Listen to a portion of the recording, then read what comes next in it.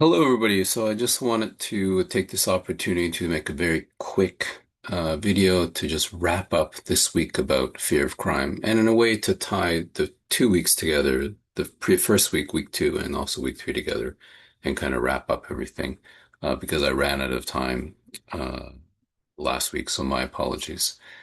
So let me just share my screen.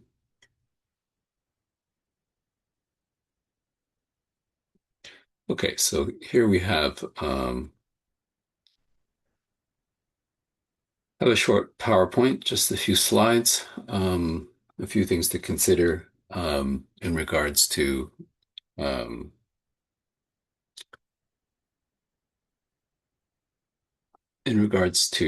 this week's themes. Okay, so yeah, so I think this week the chapter and the content was about fear, especially about the fear of crime, how how fears can actually be quite real. So they're not in any sense. Uh, Unreal.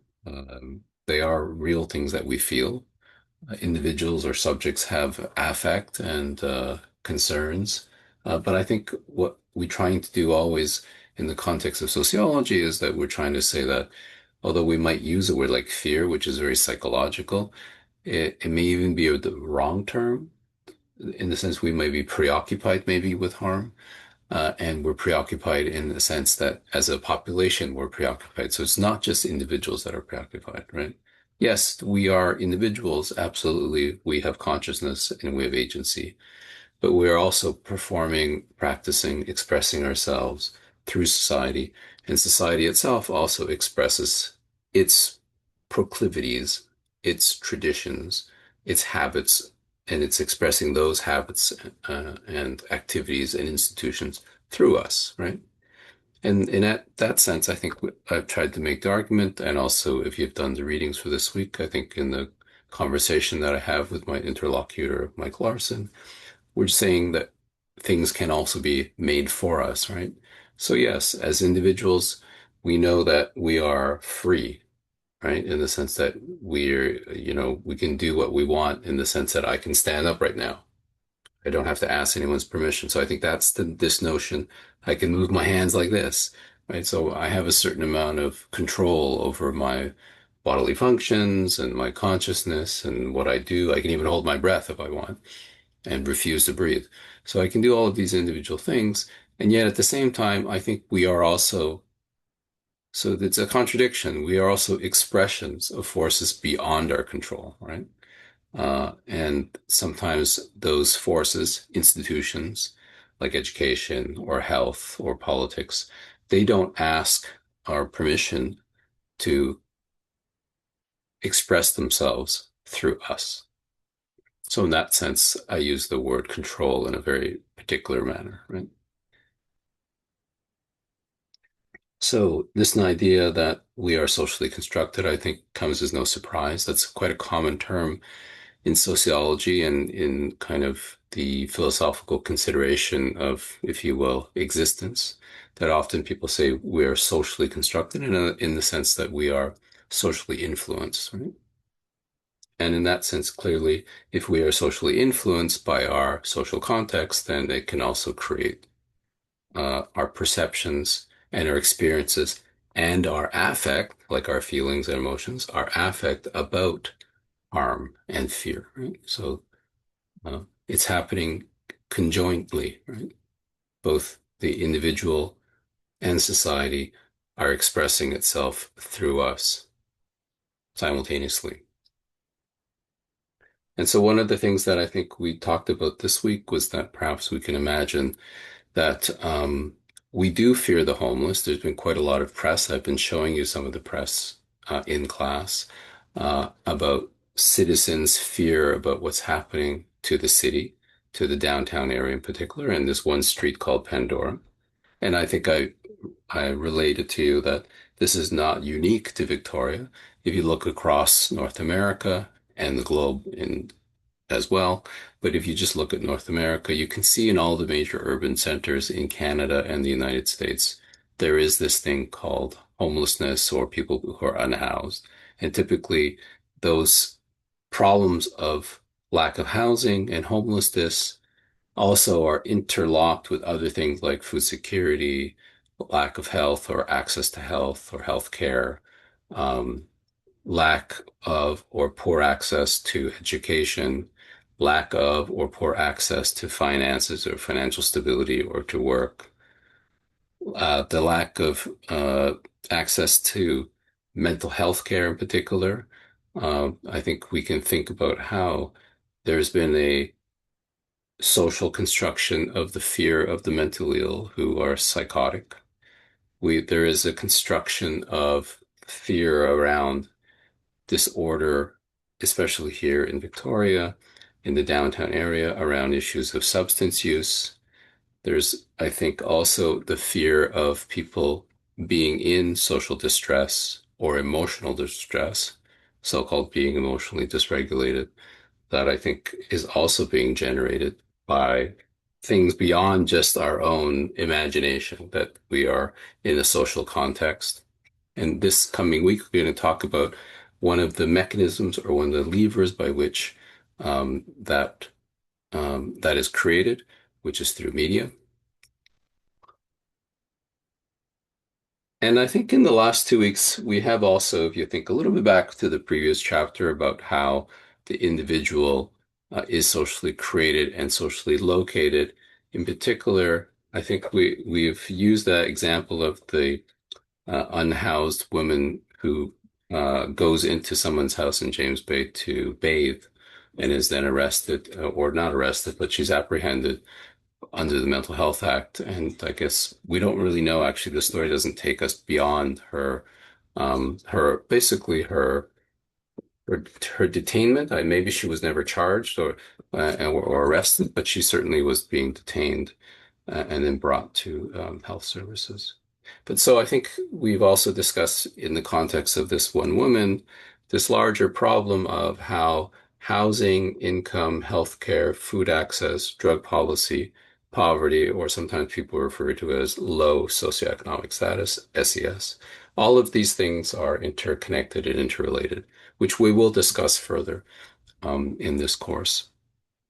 And one of the ways in which sometimes people um, like to talk about interlocked catalytic issues of housing, income, healthcare, education, food, drug policy, poverty, low socioeconomic status, uh, intergenerational trauma in relationship to residential schools, indigenous issues, settler colonialism, all of these things. Sometimes people say, oh, those are upstream root causes. These are things that are happening beyond beyond the level of the individual, right?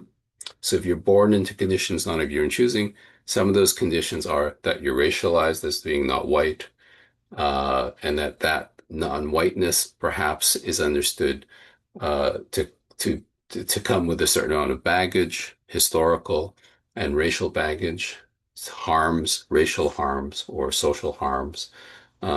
Maybe some of those upstream issues are the dispossession of indigenous property, the Indian Act, residential schools, intergenerational trauma, so on and so forth. All of those things that are happening well beyond the moment when someone enters this world being birthed. If all of these things pre-exist in the sense of conditions that you didn't choose. I did not choose, for example, to be born Chinese, and I didn't choose to be born a man, and I didn't choose to be born a Chinese man who then immigrates to Canada, so on and so forth, right? These are all conditions not of my own choosing.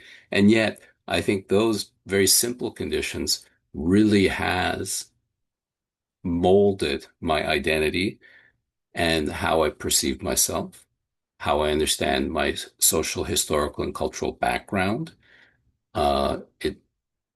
It creates a certain type of affect or feelings that I have that other people wouldn't have if they didn't have this background, so on and so forth, right? So these are all upstream causes of not just my socioeconomic status, but also the way I feel about things, right? This is the contradiction, right? In the sense that I feel that these are my own individual feelings. And yet also if I step back, I can see that, oh, well, there's other people who are men who are born outside of Canada, who come to Canada as immigrants, and then they have the same immigrant experience I have. So how is that possible that we're individuals, but we have the same experiences? And that's when you step back and go, oh, I see, because society is expressing itself through these individuals. And of course, I'm not talking about harm in relationship to myself. I'm speaking that I'm just using myself as an example of how people can be born into conditions not of their choosing. Now, if those conditions are of hardship and of cultural dislocation and land theft, like in the context of Canada, then maybe those types of harms are quite severe or quite problematic and things that we have to pay attention to. So sometimes people refer to those things, these historical events, for example, as historical upstream causes, which then creates these downstream problems, such as the ones that we've talked about so far today and through the class. And that maybe then is it is it right for us as a society to deploy police as a social service, as this agency of peacekeeping, as this agency of last resort? Yeah, I think that's the larger question for the course as well. Does the, and not just the police, I mean, the police are kind of the pointy end of the stick, but the whole criminal justice system, does that really address these upstream issues or root causes of disorder or of low socioeconomic status? We also, if you recall in the previous week, talked about the social contract and how the social contract is a limit on a kind of a maximal idea of freedom or of not being restricted. And that if we give up those maximum freedoms, if we enter into this kind of rational relationship with the state, then we get these benefits through the social contract, right?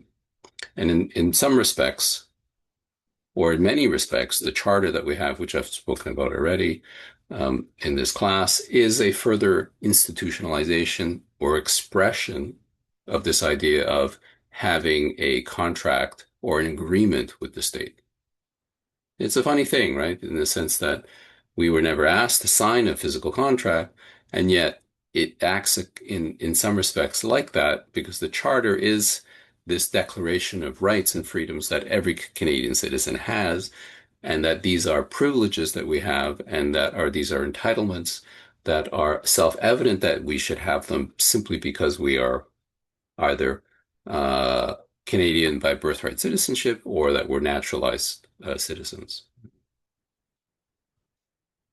And I think the example of the James Way woman, I'm just assuming that the James Way woman is a citizen by birthright.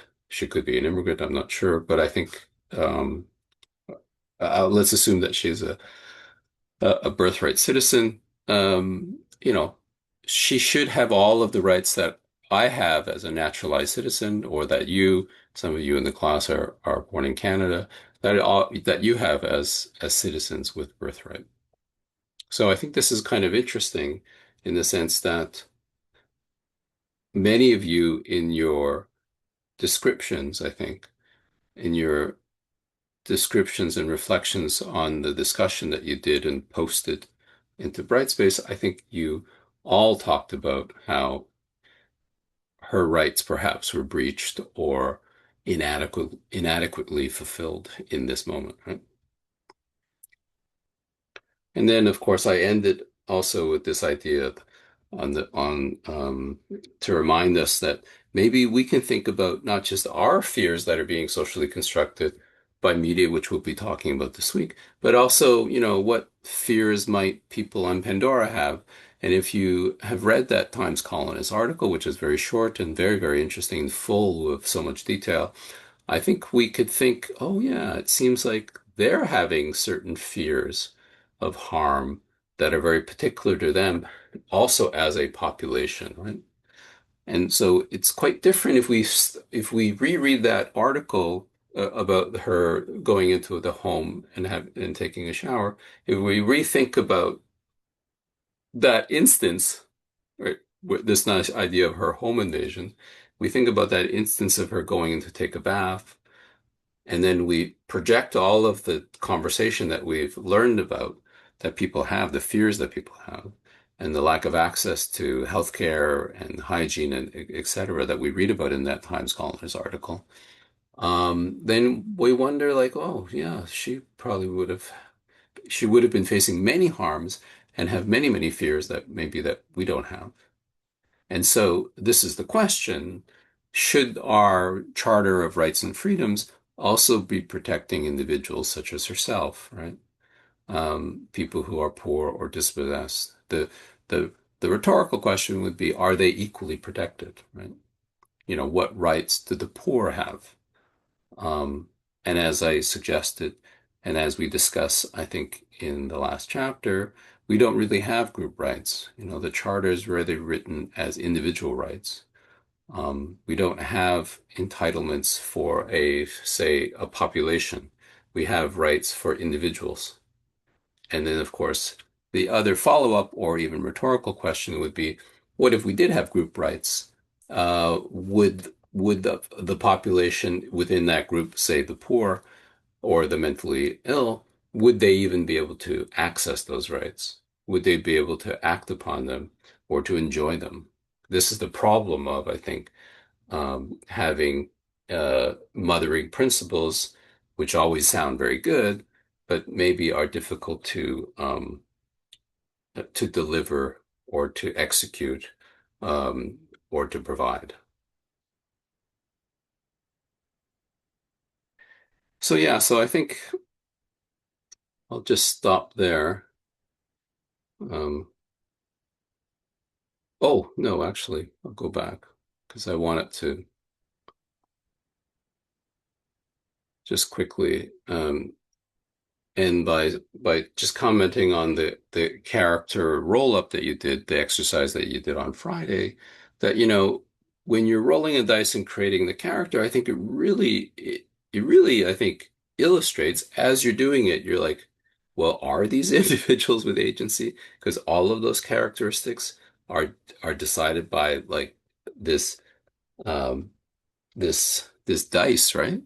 Is this dice acting as as a kind of godlike figure by assigning attributes almost willy-nilly without much consultation, without any consultation from your character, right? So are people unique and free? Are they actually um, able able to resist the luck of the draw, right? The luck of the dice, right? Are they free from the social influences, the very things that you were deciding as a group of gods, um, to project onto these characters, right? And this is the problem. So if indeed society has a hand, and think of you guys as the gods, the hand of God, the five of you, um, creating all of these conditions for these poor characters to endure, then how responsible are they for the very things that you put onto them, right? So I'll end with that, this idea that these are all these root causes. Sometimes people refer to them as upstream. It's the analogy of the stream or the river, right? If something happens up here at the top of the river and the river flows downhill, then of course, it's going to cause or carry its weight down to a lower part of the river or the stream. But the way to avoid those problems or those issues would be to stop it before it even begins to roll down the hill, right? But this is the problem. I think it's very difficult um, to use downstream solutions. Sometimes they're just band-aid solutions. So, for instance, the issue of policing could be a downstream expression as a band-aid, or even something like uh, harm reduction, or even treatment, or even detox, or even mental health services. These could all be understood to be downstream band-aids because you're not addressing the origins of those problems, which could be related to all of those things that we talked about, these other social expressions. like healthcare, education, uh, your finances, your housing, your food, your history, the way in which the state has treated you or harmed you, so on and so forth, right? Or not you in particular, but your community. So I'll stop there. Yeah, so I think it was useful. I hope it was useful to think about this notion of the charter, the social contract, people who are marginalized in society, uh, people who suffer from drug addiction or substance use, underhousing, homelessness, lack of food, lack of education, and then also just lack of care from the context of society. Um, are we are we able to lay all of their problems at their feet? This is the big problem. This is the problem with the idea of culpability. Are they guilty? Yeah. So those are things that I think we should think about. And we'll carry those thoughts throughout the course and certainly this coming week when we talk about media. Okay. Thanks so much. I'm sorry it's actually gone on a bit longer than I thought. I thought I would only be 5, 10 minutes, but I think I've gone way over time. My apologies. But I look forward to seeing you in class, and I hope this helps kind of, tie a knot and tie a bow, sorry, on these two last chapters. Okay, thanks.